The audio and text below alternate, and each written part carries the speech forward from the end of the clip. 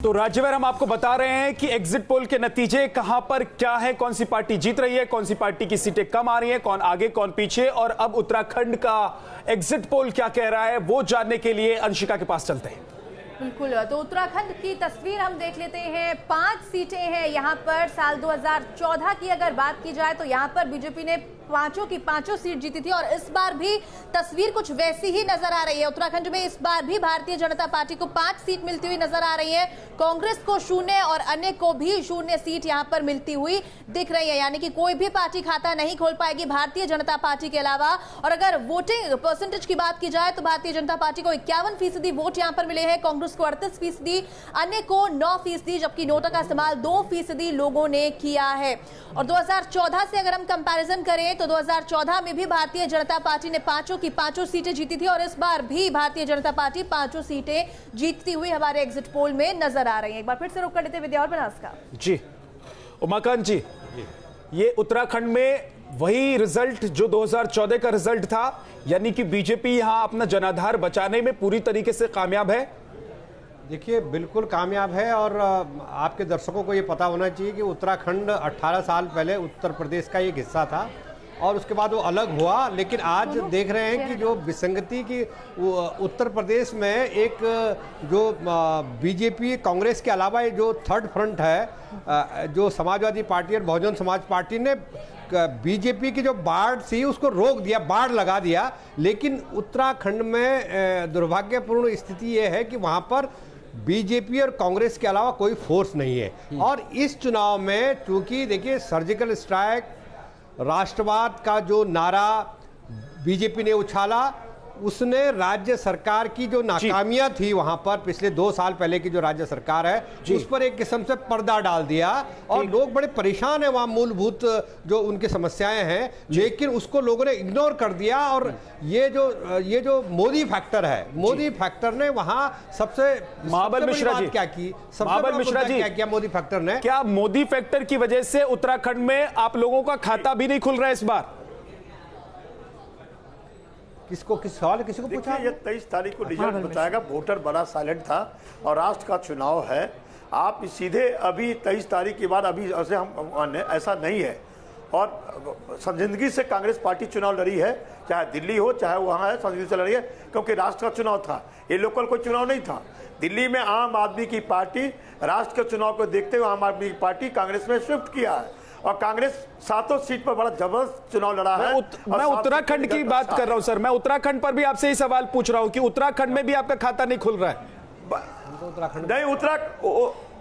नहीं, उत्तराखंड में ठीक है, आप अभी अंदाजा लगा रहे हैं। ये अंदाजा है, अभी रिजल्ट नहीं है। 23 तारीख को इसका सही बात बताएगा। और निश्चित रूप से मोदी जी का फैक्टर वो 2014 वाला नहीं, 2019 वाला था। व्यापारी परेशान, किसान परेशान, युवा परेशान। आज नोटबंदी, ये सारे मुद्दे कहां चले गए? वही तो सब मैं पूछ रहा हूं, ये सारे मुद्दे कहां चले गए? कुर्बान अली जी, अगर ये सारे मुद्दे कांग्रेस के हैं और इन मुद्दों पर कांग्रेस ने चुनाव लड़ा है, तो क्या जनता इन मुद्दों से अलग कुछ और सोच रही थी? क्या जनता के दिमाग में सिर्फ प्रधानमंत्री नरेंद्र मोदी का इमेज था, उसके बाहर जनता कुछ सोचना नहीं चाह रही थी?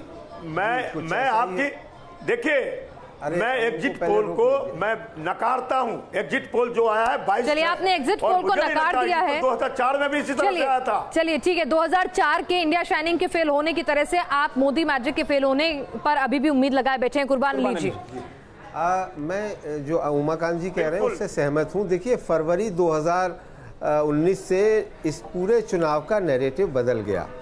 उसके पहले तक बेरोजगारी भी मुद्दा था, किसान की समस्याएं, किसान का संकट तो इस सदी का सबसे बड़ा संकट बताया जा रहा है। लेकिन फरवरी के बाद जितने भी डिस्कोर्स हुए या जो भी नैरेटिव्स हुए, उसमें किसान गायब, जवान गायब, बेरोजगारी गायब और सिर्फ राष्ट्रवाद।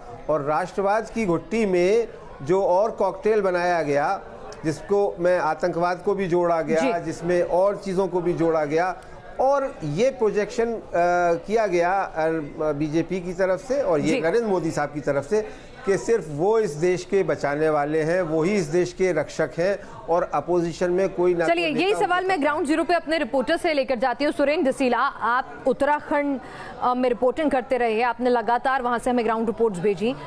क्या आपको भी लग रहा था कि 5-0 होगा या फिर कुछ सीटों को लेकर लग रहा था कि हाँ शायद कांग्रेस निकाल लेगी? और क्या राष्ट्रवाद का मुद्दा जो था वो हर मुद्दे पर भारी पड़ गया? क्योंकि उत्तराखंड से तो जवानों की एक अच्छी खासी तादाद आती है और कई जवान हमारे पुलवामा और उसके बाद के एनकाउंटर्स में शहीद भी हुए हैं।